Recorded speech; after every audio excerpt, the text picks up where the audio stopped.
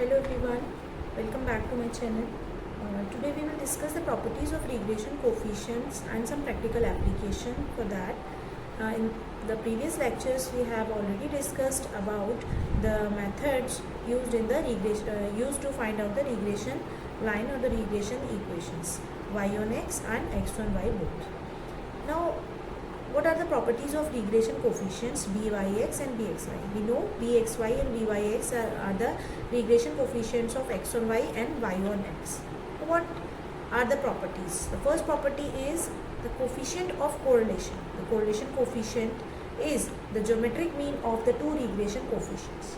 It means that this rxy means the correlation coefficient. This is equal to plus minus under root of bxy into byx. This is known as a geometric mean. This is the geometric mean of bxy and byx. तो अगर आपके पास bxy और byx है then you can easily find the coefficient of correlation. आपको किसी table को generate करने की ज़रूरत नहीं है. आपको दोबारा कोई rxy के लिए फॉर्मूला कार्ल पियर्सन या रैंक कोरिलेशन लगाने की ज़रूरत नहीं है.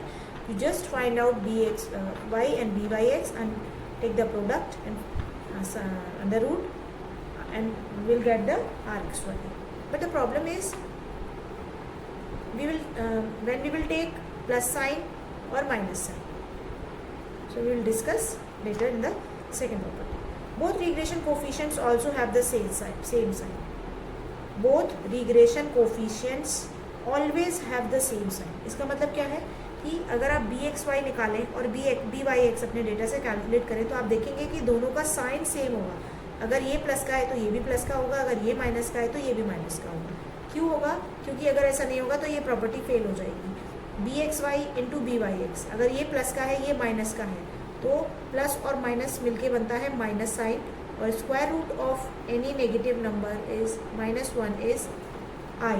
This i is the complex number, imaginary part. So हमेशा याद रखिए जब भी आप bxy byx कैलकुलेट करेंगे आप देखेंगे या तो दोनों पॉजिटिव आएंगे या दोनों नेगेटिव आएंगे. तो both regression coefficients also have the same sign. That is if bxy is positive then byx is also positive, and if bxy is negative then byx is will also negative. This is the second property of the regression coefficient. Now the next third property is if one of the regression coefficient is greater than unity then other must be less than unity. अगर आपका एक regression coefficient 1 से बड़ा है तो दूसरा हमेशा 1 से छोटा होगा. ये regression coefficient की प्रॉपर्टी है. तो जब भी आप bxy या byx कैलकुलेट करें तो आप ध्यान रखें कि अगर bxy 1 से बड़ा है तो byx 1 से छोटा आना चाहिए. अगर नहीं है तो इसका मतलब आपने कहीं कैलकुलेशन मिस्टेक कर दिया है. Right? Now the next property, very important property, the correlation coefficient will have the same sign as that of the regression coefficient. अभी जो हम बात कर रहे थे क्या नाम है, correlation coefficient हमने फाइंड किया था. correlation coefficient is the geometric mean of the regression coefficients, both regression coefficients. तो स्क्वायर रूट के आगे हमने लगाया था प्लस और माइनस. तो अब हमें कब प्लस लगाना है कब माइनस, ये प्रॉपर्टी बताती है कि अगर आपका bxy और byx दोनों ही पॉजिटिव हैं तो आप बाहर प्लस साइन लगाएंगे, और अगर दोनों ही नेगेटिव हैं तो आप नेगेटिव साइन यूज़ करेंगे. ठीक है? तो प्रॉब्लम सॉल्व कि कब प्लस लगाना है कब minus. The coefficient of correlation will have the same sign as that of the regression coefficient. जैसा रिग्रेशन कोफिशिएंट का साइन होगा कोफिशिएंट ऑफ कोरिलेशन का भी वही साइन होगा. If byx bxy both are positive then r will be positive. if bxy and byx both are negative then r will be negative. Very important property. And the fifth is the arithmetic mean of two regression coefficient. दो regression coefficient का arithmetic mean. तो arithmetic mean क्या होता है? bxy plus byx divided by 2. दो number का arithmetic mean तो 2 से डिवाइड कर दिया हमने.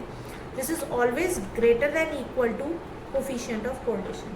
तो जब भी आप bxy byx निकालते हैं और उसका arithmetic mean लेते हैं तो वो हमेशा coefficient of correlation से या तो उसके बराबर होगा या उससे हमेशा ज़्यादा होगा. Right? The last property is regression coefficient are independent of change of origin but not of scale. अगर आप regression coefficient कैलकुलेट कर रहे हैं तो वो इंडिपेंडेंट है चेंज ऑफ ओरिजिन से. जैसा कि अभी आपने शॉर्टकट मेथड जो अप्लाई किया उसमें आपने x को dx में कन्वर्ट किया आपने dx को लिखा x माइनस ए और dy को आपने लिखा y माइनस बी। तो आपने ओरिजिन शिफ्ट किया। तो अगर आप रिग्रेशन कोफिशिएंट निकालते समय या रिग्रेशन लाइन कैलकुलेट करते समय अगर आप रिग्रेशन कोफिशिएंट निकालने के लिए आपने अगर अपने x वेरिएबल को ओरिजिन से शिफ्ट किया है तो आपके फॉर्मूला में कोई फ़र्क नहीं पड़ता, यानी तब रिग्रेशन कोफिशिएंट इंडिपेंडेंट होता है चेंज ऑफ ओरिजिन से। कोई फ़र्क नहीं पड़ेगा, आप माइनस ए प्लस ए माइनस बी प्लस बी कुछ भी कर दीजिए।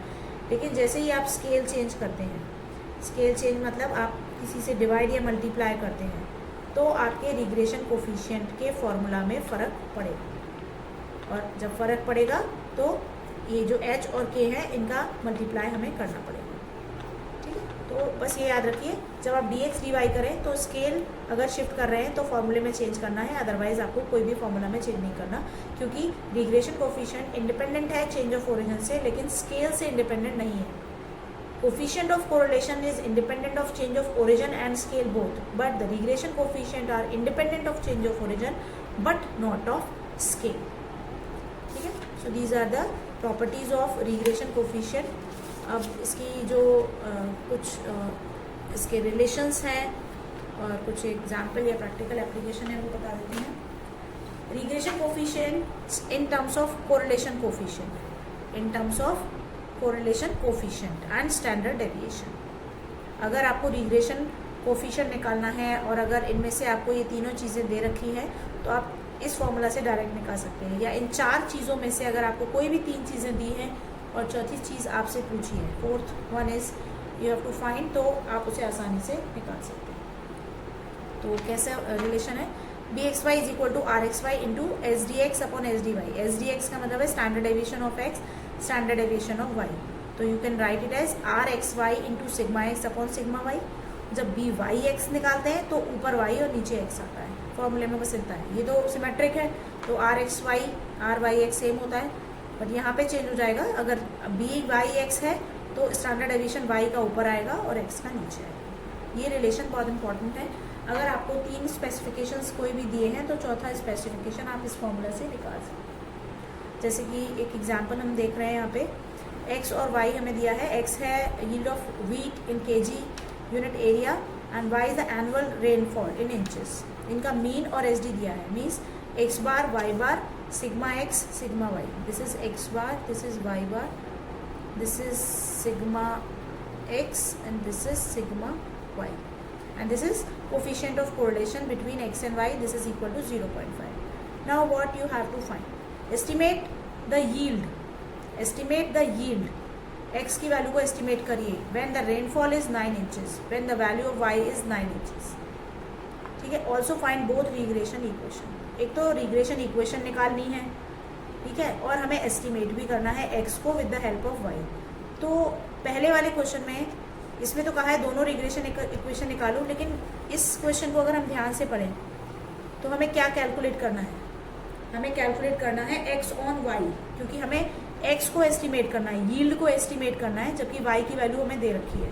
तो यानी x is equal to a plus B Y, ये इक्वेशन हमें यूज करना है। तो हम इसमें जो लीस्ट स्क्वायर है वो ना लगा के हम लगा रहे हैं डायरेक्ट मेथड या शॉर्टकट मेथड।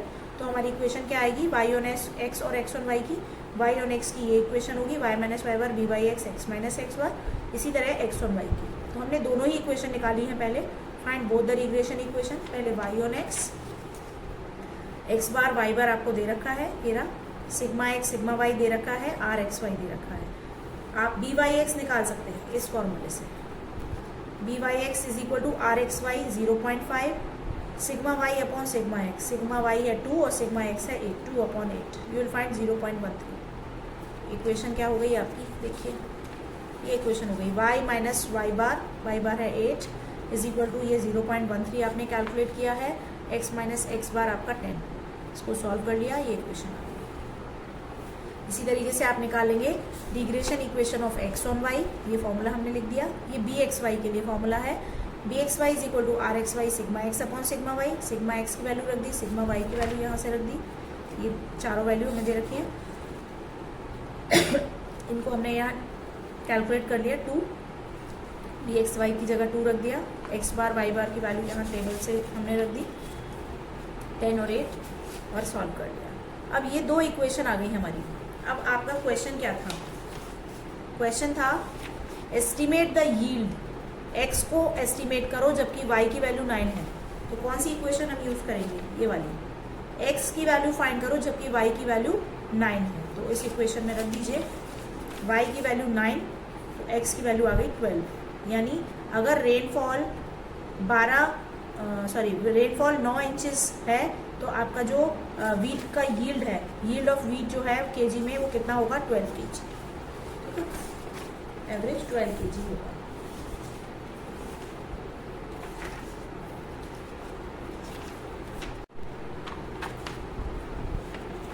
नेक्स्ट क्वेश्चन एक हम करते हैं रिलेशनशिप वाला, जो हमने प्रॉपर्टीज में पढ़ा है। If two regression coefficients are B Y X and B X Y, then what would be the value of R X Y? बहुत ईजी है। B Y X 5/6, B X Y 9/20, then what is R X Y? We will find R X Y is equal to plus minus under root of the product of the regression coefficient. तो B Y X 5/6 है, B X Y 9/20 है, दोनों ही positive हैं, तो हमें कौन सा sign लगाना होगा? पॉजिटिव। दोनों ही पॉजिटिव हैं तो पॉजिटिव साइन, और अंडर रूट इसका हमने लिया 0.61। ठीक है, ये बहुत आसान है। दूसरा देखिए, B Y X -18.7 and B X Y -5/6, दोनों ही नेगेटिव हैं।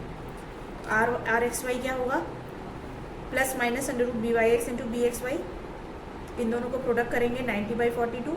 अब साइन कौन सा लगाएंगे? माइनस का, because they both are negative, तो आर एक्स वाई भी नेगेटिव होगा। 0.553 है, जो भी कैलकुलेशन होगी वो आप किया जाएगा।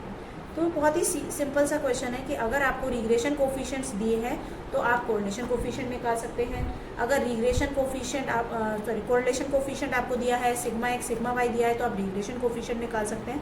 तो ऐसी बहुत सारी चीज़ें हैं वो जो आप आराम से इजीली फाइंड आउट कर सकते हैं। अब कुछ एक क्वेश्चन है जो थोड़ा डिफरेंट है, उसमें हम क्या करने वाले हैं ये देखिए।